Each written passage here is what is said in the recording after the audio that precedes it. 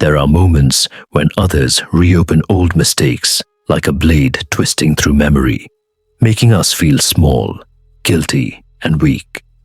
They believe the past can bind us, forcing us to bow our heads in shame. Yet the Stoics understood, no one can use the past as a weapon unless we allow it. Every mistake is a lesson, every wound a witness to growth. When someone wields your past against you, that is your moment to prove you have changed, to meet it with calm, self-mastery, and depth. In this reflection, we explore how Stoic philosophy helps you stand firm against judgment and transform old pain into the quiet strength of wisdom. The past does not define you. Your response in the present does. When someone uses your past to wound you, the first thing that rises is not reason, but emotion, a tremor of shame, anger, and hurt. They touch a scar you thought had healed, and old memories awaken. In that instant, you may feel betrayed, judged, as if a single sentence could erase all your progress. But it is precisely in that moment that Stoic philosophy reminds us, emotion is not the enemy, but the test of self-control. Marcus Aurelius wrote in Meditations, "You have power over your mind, not outside events. Realize this, and you will find strength." The Stoics did not deny emotion.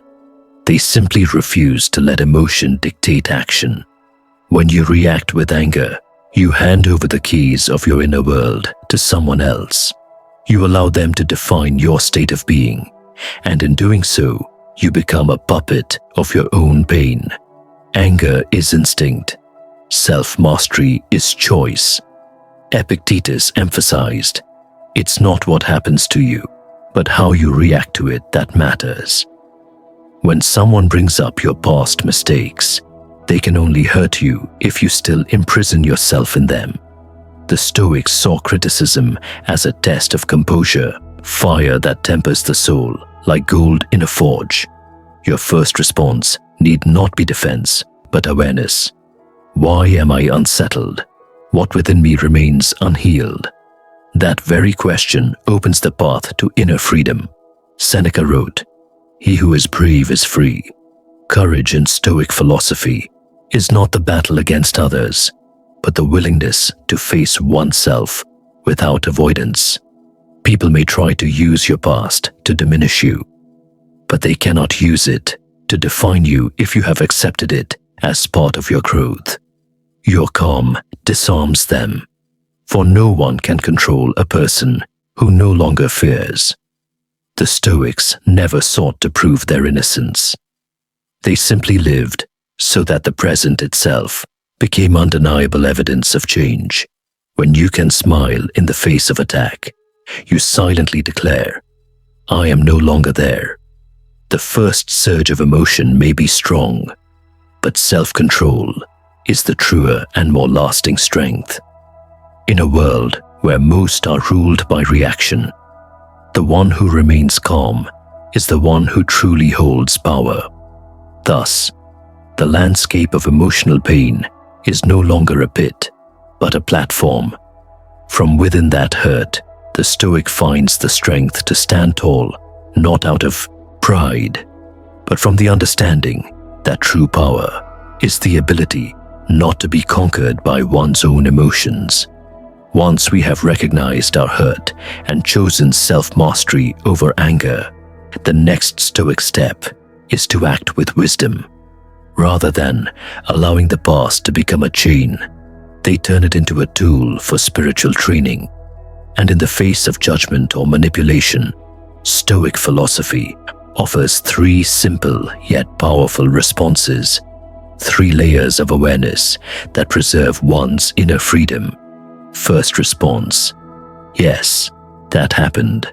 This seemingly vulnerable statement is, in fact, an expression of great strength, the acceptance of reality. Marcus Aurelius wrote, "Accept whatever comes to you, woven in the pattern of your destiny, for what could more aptly fit your needs?" When you acknowledge the past without excuse, without avoidance, you strip others of their power to control your emotions. Denial feeds shame. Acceptance brings liberation. Only by saying, "Yes, that happened," can you fully live in the present. The past stops being a prison and becomes part of the architecture of your becoming. Second response, I have learned from it. This marks the shift from acceptance to growth. Epictetus taught, every event has two handles, one by which it can be carried and one by which it cannot. The Stoic chooses the handle of learning. Mistakes cease to be sources of shame and become the raw material of wisdom. Nelson Mandela once said that his years in prison taught him inner freedom, a lesson born only from observing one's own pain. Likewise, each of our mistakes is a classroom of understanding. When you say, "I have learned from it," you declare that the past no longer rules you because you have extracted its meaning. Third response, why are you bringing that up now? This is not an attack, but a mirror. It forces the other person to confront their own motive. Seneca wrote, "No man is more unhappy than he who never faces adversity, for he is not permitted to prove himself." By asking this question, you are not fighting. You are shining the light of reason on their behavior. In that moment, the power dynamic shifts. The Stoic does not need to prove innocence. They need only remain awake, refusing to be drawn into another's emotional game. These three responses are not merely coping strategies. They are expressions of spiritual freedom. Freedom from fear, from judgment, and from the need for validation. When you can calmly say, "Yes, that happened. I have learned from it. And why are you bringing that up now?"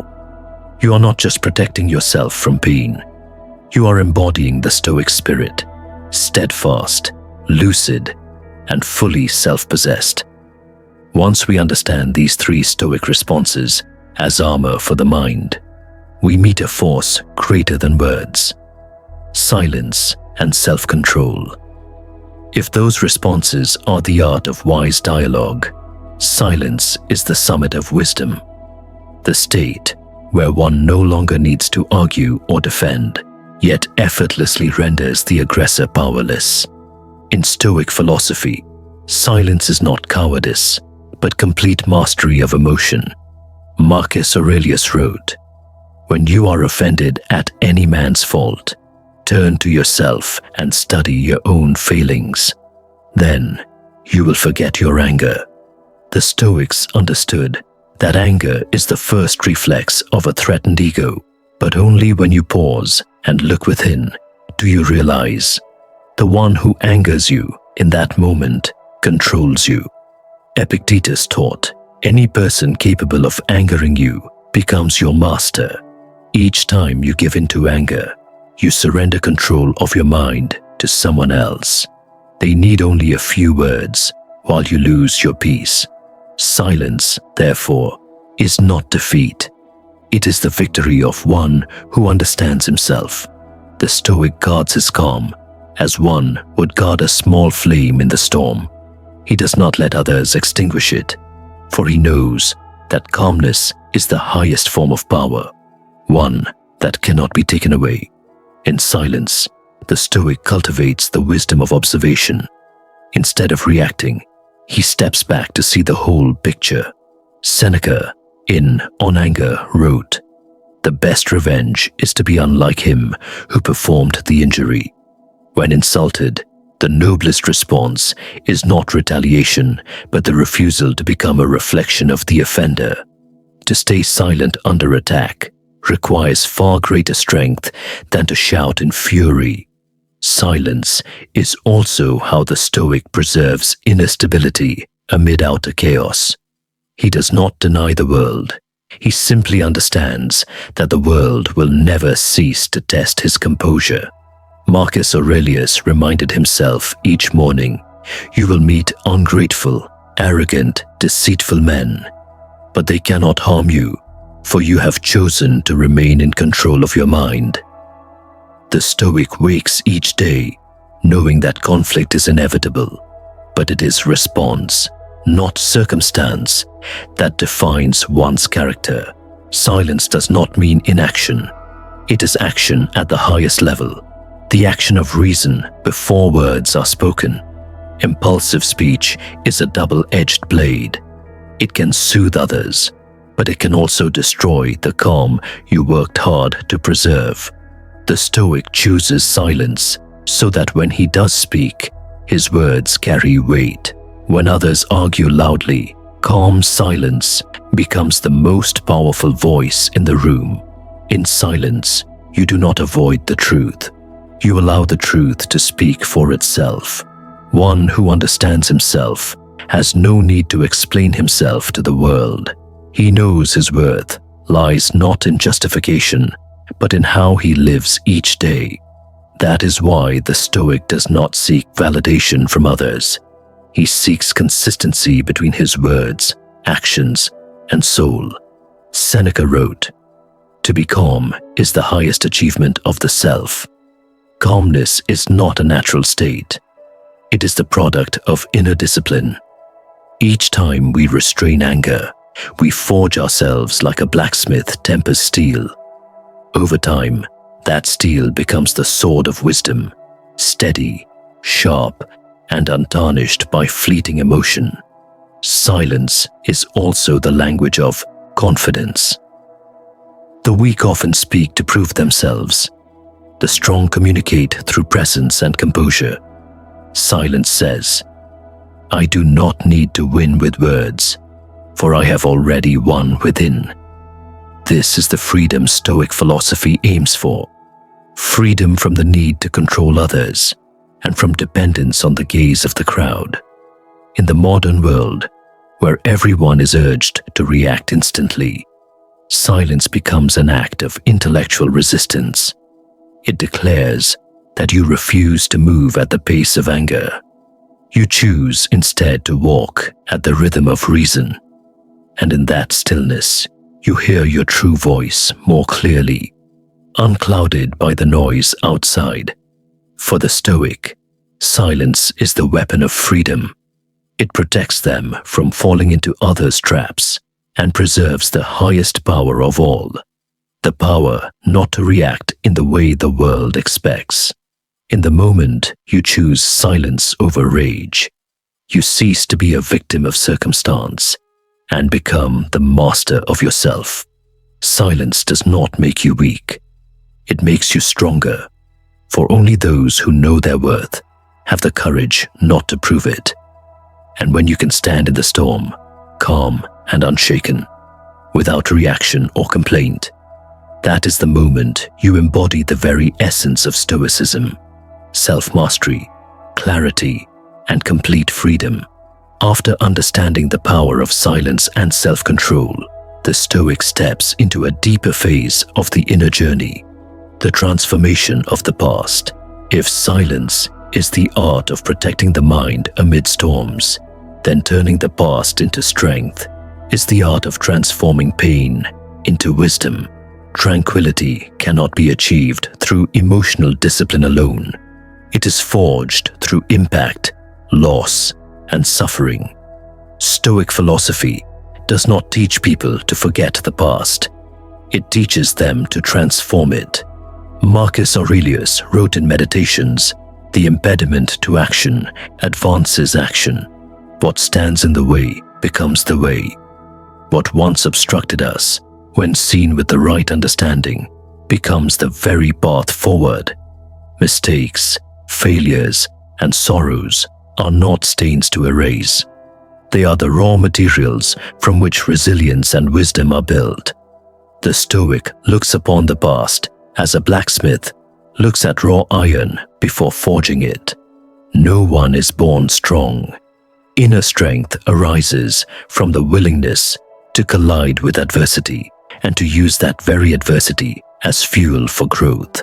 Epictetus, once a slave who endured chains and beatings, wrote, Difficulties show what men are. Challenges do not define a person's worth. They reveal their nature. And only by confronting pain can a person truly discover the depth of their endurance. The Stoic understands that time does not heal wounds. Awareness does. As long as you see the past as something shameful, you remain bound to it. But when you learn to view it with compassion, not only toward others, but toward yourself, you step into a new level of freedom. Seneca once said, "No man was ever wise by chance." Wisdom does not come by accident. It arises from those who dare to learn from pain rather than run from it. Think back to the times you fell, to the mistakes that shattered your confidence. If, when looking back, you see only failure, you are still living in the past. But if you see lessons of patience, of limits, of how you rose again, then the past has transformed from shadow to light. That transformation marks the difference between one who remains fallen and one who rises stronger. Nelson Mandela embodied this Stoic spirit. During 27 years of imprisonment, he refused to let hatred destroy his soul. When asked how he could forgive, he said, "As I walked out the door toward the gate that would lead to my freedom, I knew if I didn't leave my bitterness and hatred behind, I'd still be in prison." True freedom is not walking out of a cell. It is freeing the mind from the chains of the past. The Stoic learns that forgiveness is not weakness. It is the act of one who has come to understand human nature deeply.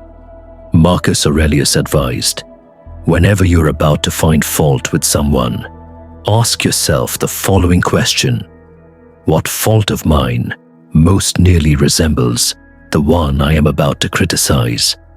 Forgiveness begins with self-awareness, with recognizing that we too have erred and once needed understanding. From that awareness, we release not only others from judgment, but also ourselves from the burden of resentment. To transform the past is not to erase it, but to redefine it. A painful memory cannot be erased, but we can decide how it lives within us. What was once a scar can become a mark of survival. What once symbolized weakness can become proof of strength. Each time we look back, instead of seeing loss, we see a journey that made us wiser, kinder, and more steadfast. Epictetus reminded, "Men are disturbed not by things, but by the view which they take of them."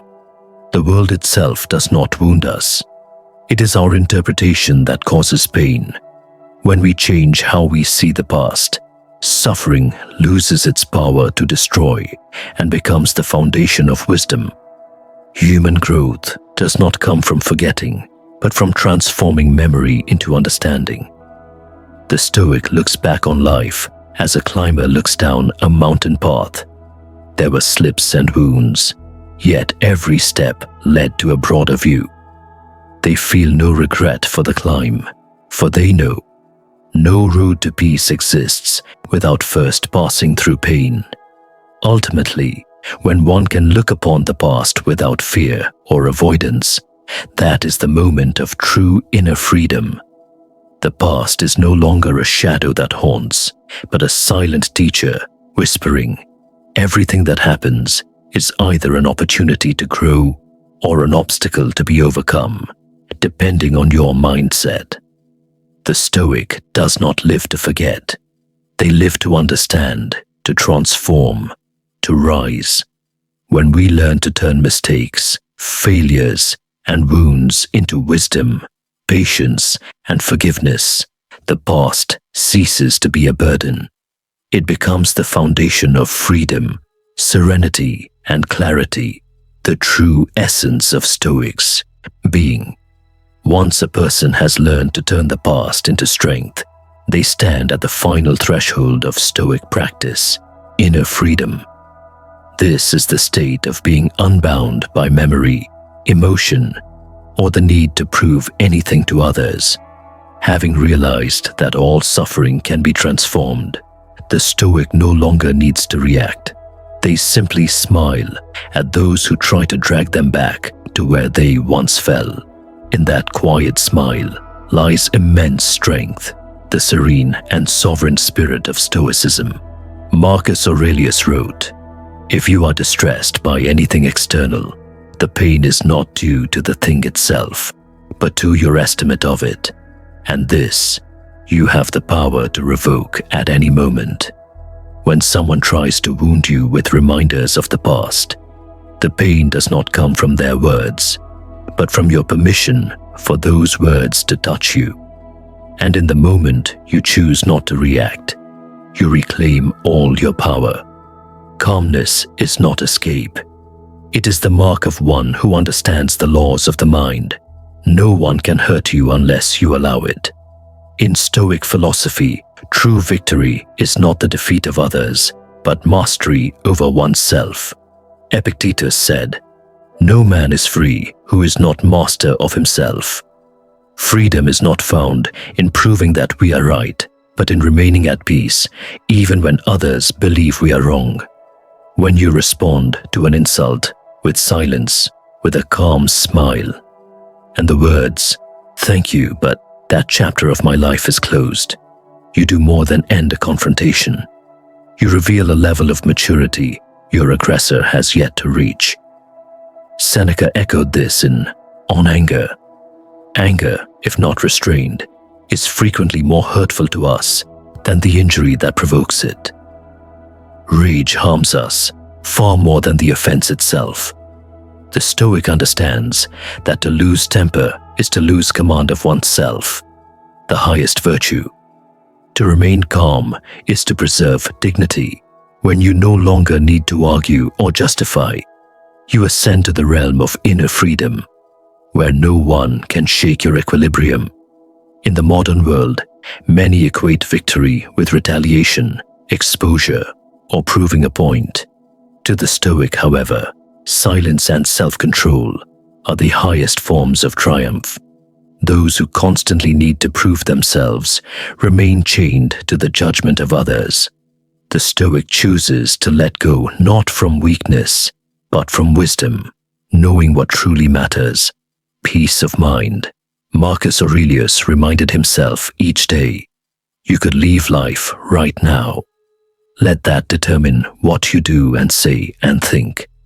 When you remember the brevity of life, you no longer waste it on empty arguments. The Stoic's smile is not one of pride, but of understanding. They know that those who attack are merely projecting their own unhealed wounds. Seneca once wrote, "What need is there to weep over parts of life? The whole of it calls for tears." Everyone carries pain.